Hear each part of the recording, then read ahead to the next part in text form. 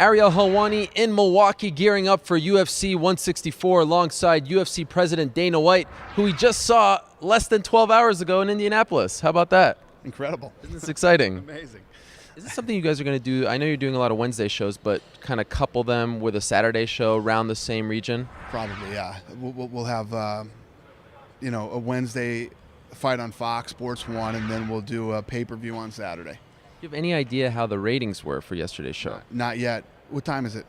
It's around 2-ish Central Time. Yeah, we won't know for another 2 to 3 hours. So you're going to give us some breaking news. No, we won't. Yeah, breaking news is we'll know in 2 to 3 hours. You mentioned yesterday that this is something your partner wants, the Wednesday shows, and you'll work around it and you'll make it happen. Kind of reminds me of putting The Ultimate Fighter on a Friday. Is this something that you didn't want? God, no. This is totally different than that. Let me tell you. On Wednesdays we're like, it'll be challenging to go into some markets and sell tickets, but still, I mean, we're talking about this. We did 355,000 gate last night, which is in line with other fight nights. I mean, we've had a couple of fight nights where we went into a new market with the right card and done 800,000. Those are home runs when you hit those. But that fight last night was right in line with other things we've done. The Ultimate Fighter on Friday nights, we were like, oh my God, no, please. Are you guys now like the coolest kid at the party at Fox Sports 1? Because you announced yesterday that all the fights are going to be on Fox Sports 1. The ratings were a lot better than everything else.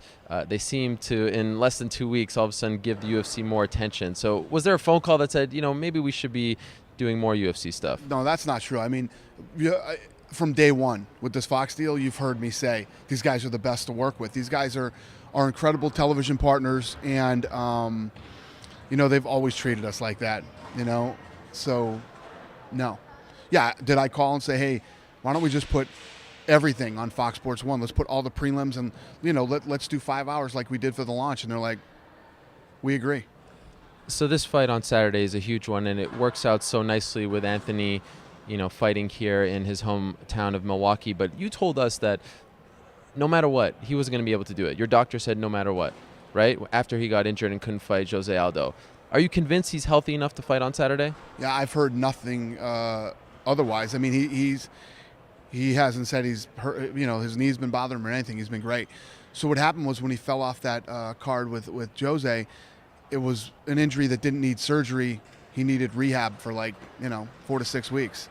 So it really did work out perfect. Did he have to get checked out again to be cleared to fight on this card? Yeah, so he had to go through rehab and then get checked again, but he seems 100% healthy. Have you ever sat back and said, you think about this fight, the Miesha Tate fight, a couple others along the way, where last year you were getting screwed with the injuries. Now it's almost like you're getting the good side of the injuries. You hate to say that, but you hate to say it's like a good thing when someone gets injured, but it's almost working out in a weird way this year. But every year that we've been in business, when injuries have happened, we've made great fights after the injuries. Last year was just a brutal ass kicking.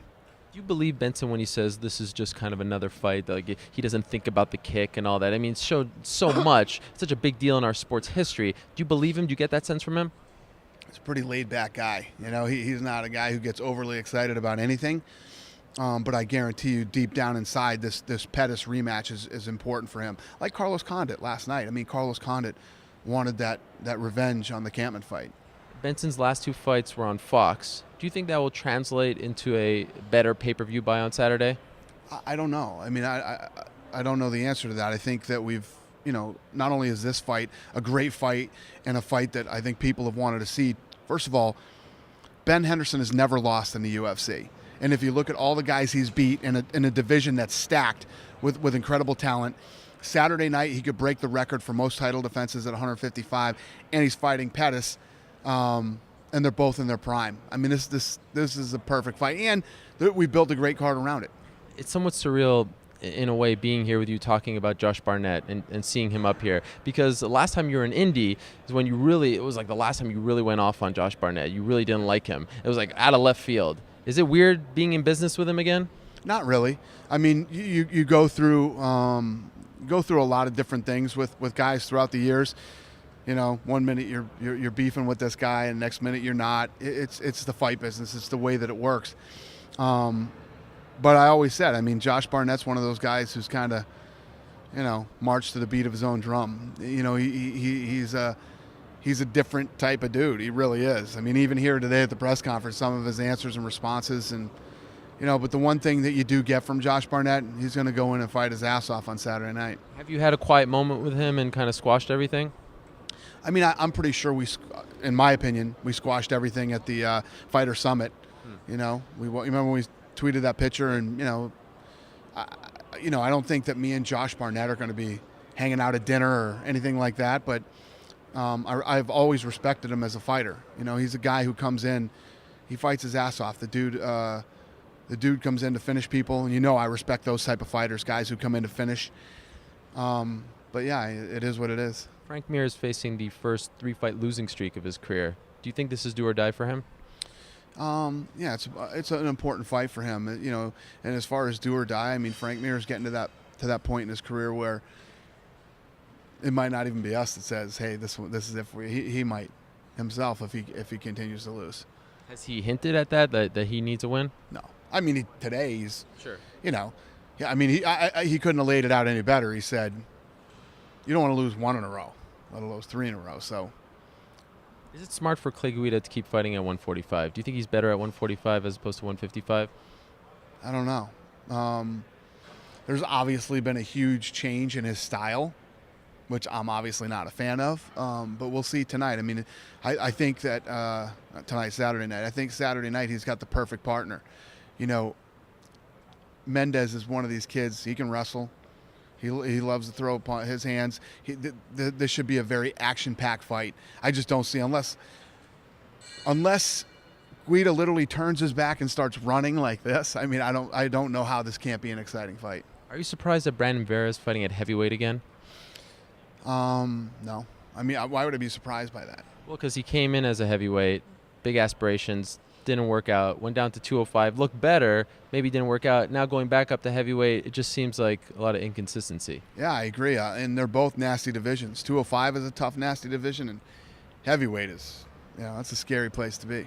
Back at featherweight for a second, you said you had plans for Frankie Edgar, and you kind of smiled in New York. What were those plans? So I actually owe Frankie Edgar a call. I'm not ducking you. I'm not dodging you, Frankie. I'm going to trying to call you, and you're not calling him back. Not only has he been calling me, he's been texting me, and so has his manager, Ali. So I owe you guys a phone call. I've been busy as hell. What do you want to say to him? You know the whole story.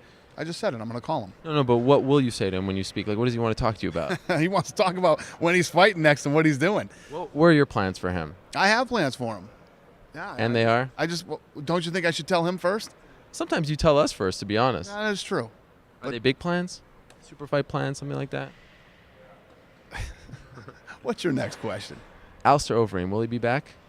Yeah, he'll be back. Speaking of plans, you said Matt Brown. You had plans for him. What are they? When did I say that? Last night. Oh. You said you have the fight. Well, I have a fight in mind. It's not done yet. Is it against a top guy? Yeah. Carlos Condit? We'll see. Nick Diaz? We'll see. You won't say? No, the fight's not done yet. These guys have to. You want me to tell all this shit to you right now without telling the guys first? I got to talk. What about Uriah Hall?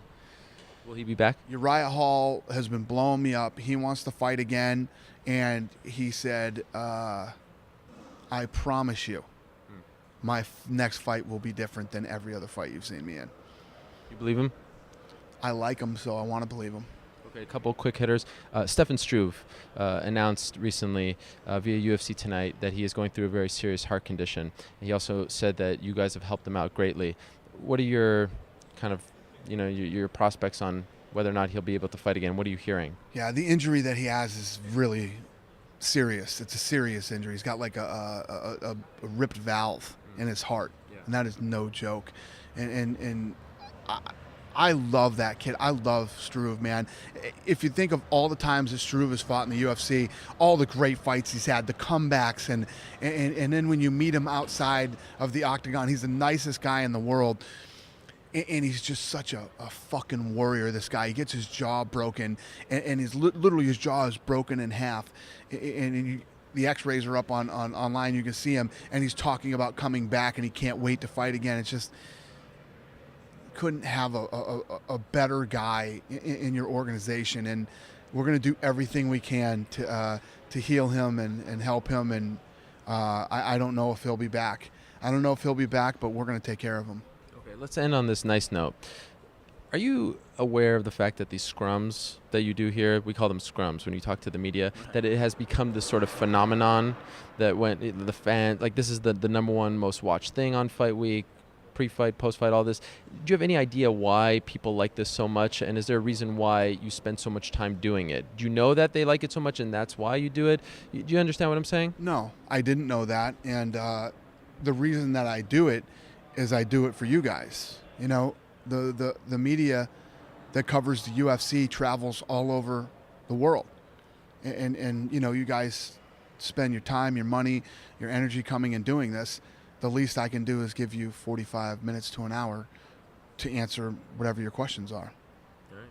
Well, we appreciate it as always, Dana. I saw you getting some coffee up there. Don't get tired on us, all right? Coffee. What was it? It wasn't coffee.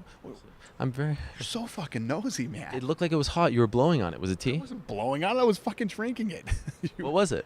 It was fucking water. It was a drink. Well, good to see you again. Good to see you. Enjoy Saturday night. Right.